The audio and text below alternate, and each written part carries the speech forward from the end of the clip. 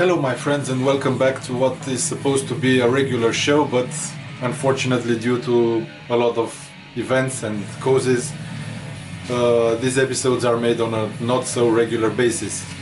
After a huge pause, I decided to show my ugly face today and talk to you about one of my favorite albums until now, which were released until now this year, and which most likely will be on the end of year list with the best albums for 2017. Of course, I'm talking about Venenum's Trance of Death.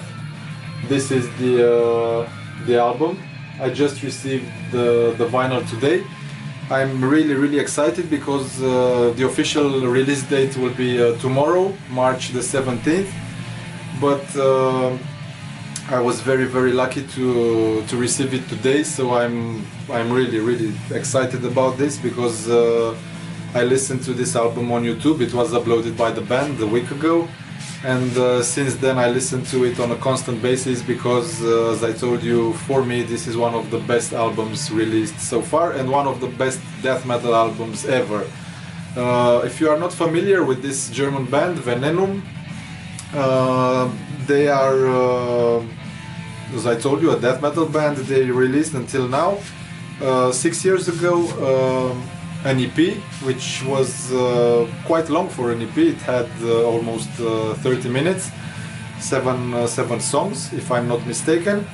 It was released via Sepulchral Voice Records, a famous extreme label, which has a lot of interesting bands on its roster. And since then the band entered a hiatus, and after 6 years they finally came back with a vengeance and they released this Trance of Death album.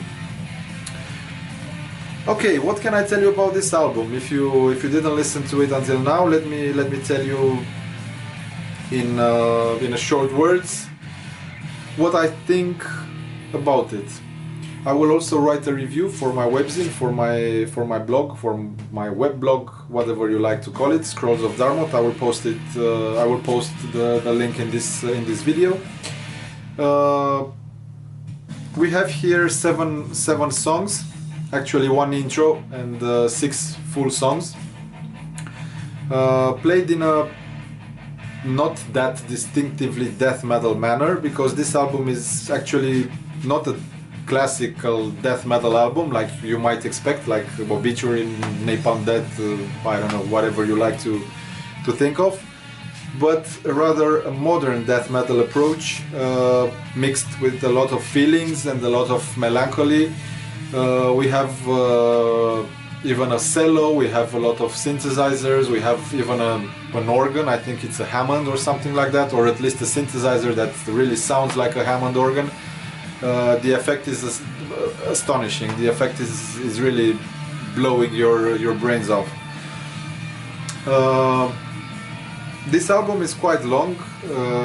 It contains 6 full songs, as I already said, and the length is around 50 minutes, so from my point of view you cannot get bored of it. Maybe you would like more, and then you will have to spin the record again or listen to it on YouTube, but I urge you to buy it because this will be a masterpiece. It is already a masterpiece, and you need to have it either on CD or on vinyl in your collection. The first song I want to talk about is Entrance. I already told you that this is an intro. It's an instrumental track. It has a cello and a piano, and it's quite eerie and spooky, and basically it opens the way for what will come out of the disc. So what we have here is a modern approach of death metal. As you can hear in the background, there are a lot of angry, catchy riffs, a lot of heart pounding, a lot of blast beats. The voice is amazing. It comes from beyond the grave. The band has managed to take their music to a next level. Basically, what they did on the first EP, on the self-titled EP, was pretty much polished and rearranged, and this is the result.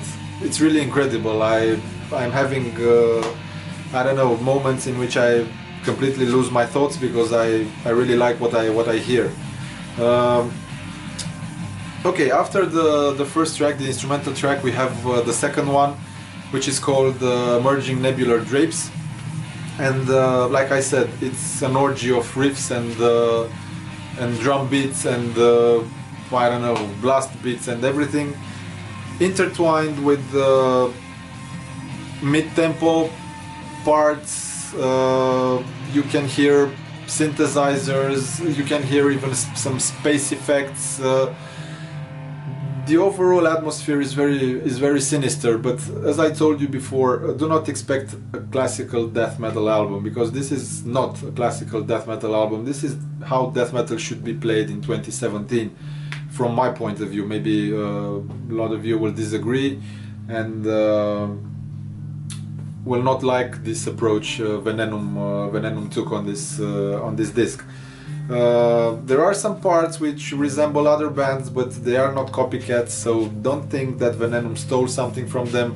They just improvised and they just went their own way, and I'm really happy they did that, because that means that Venenum have personality and they have a strong spine, and they are not following trends. This is not about their music, and the lyrics are not about the devil, at least outspoken. You will not meet Satan and Hail Satan and stuff like that, which is so current nowadays. No, the music, I think, comes rather from their inner selves than following, as I said, trends. The Nature of the Ground is the third song of this album, and it's basically in the same way. It follows the same steps as Merging Nebular Drapes. What I really like, the last song on the side A is called Threat. For me, it has a very Celtic Frost touch, maybe because of the vocals, maybe because of the guitar parts, but it's a perfect track for closing one side of the vinyl. It will leave you wanting for more, and it will leave you curious what will be on the other side of the disc, or maybe if you listen to it on YouTube or on a CD, what comes after number 4. Well, let me tell you that after number 4 comes the title track, which is divided in 3 parts. Now we are listening to the second one. I will come back to this amazing guitar solo. So the title track is split in 3. We have Trance of Death Part 1, which is Reflections, Part 2, Metanoia Journey, we can hear it right now, and Part 3, the longest song of this album. It has 14 minutes and I don't know, something. It's called There Are Other Worlds. Okay, Reflections is also a very fast song, combined again with the mid-tempo parts and some parts where you can clearly hear the bass, which really makes an atmosphere there, and it flows perfectly into the second one, Metanoia Journey, which is an instrumental track. It's mid-paced, it's not aggressive at all, it has a lot of sounds, a lot of piano. I told you about that synthesizer that sounds like a Hammond organ, and just in the middle of the song, when you expect the most that probably a blast beat will make your ears bleed, no, this great guitar solo explodes into, I don't know, a myriad sounds and leaves you bewildered. It's one of the most beautiful guitar solos I ever met. I ever heard. It's not long, but it's very, I don't know, it's coming from inside, it's coming from the heart, and it touches your heart. At least this is what it does for me. Again, this is a review from my point of view, so I don't really care about the fact that you may not like the music or you may not like the band. I really like it, I really like the album, and these are my thoughts expressed in this way.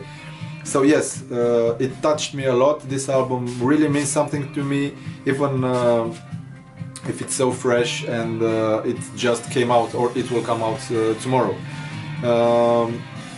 Okay, so after Metanoia Journey, which will take you on a journey, of course, on a very psychedelic journey, the last song, There Are Other Worlds, sums up everything that you heard before on this album. Basically, it takes all the elements and puts them together in one long song, comprising all the emotions and all the anger and all the hate and all the elements that compose Venenum's music. I have to say that in this long pause that the band took, there was a small change. One of their guitar players, HL, left the band, and he was replaced by DP. DP is the guy who also plays the keyboards and the synthesizer on this album, and he does a fucking good job. I don't know his background, but apparently the guy is mastering his craft very, very well. He managed to create a perfect space sound, a perfect space effects. I don't know, but the result is amazing. Let me tell you that the cover, you can see it here in full, was made by one of the most acclaimed graphic designers in the industry. It's called, his name is Timo Ketola. You may know him from other bands, from Watain, from many other bands, from Procession. The cover is beautiful.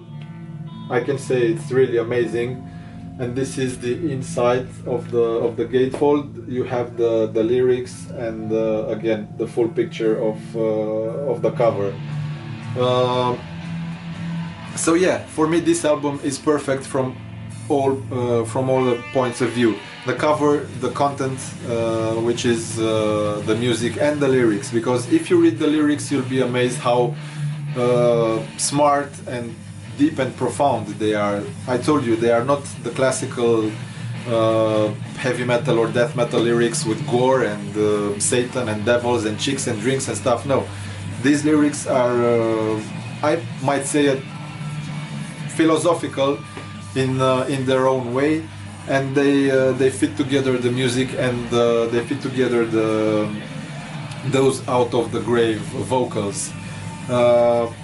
Yeah, what can I say as a conclusion? That Venenum have outdone themselves, and they managed to create a perfect album. Not very short, not very long, but they put in those 50 minutes the exact emotions and feelings and thoughts that they wanted to put. I really recommend this jewel. Buy it, listen to it as long as you want to, but make it a part of your collection if you really collect items, because this is really a must-have for 2017. One of the best albums released so far. I leave you with Venenum, and also I want to remind you that in April they will embark on a small European tour to support this album, together with the Swedes Reveal. So if you notice that the tour will hit one of your cities in Germany, in Austria, I don't know exactly, you can check it on the internet, and you want to have a great time, make sure to attend one of those shows, because I'm pretty sure that you won't be disappointed. I'm really curious about how these songs will sound live, but I'm pretty sure that they will be amazing. So thumbs up for Venenum and for their work, and see you next time. Bye.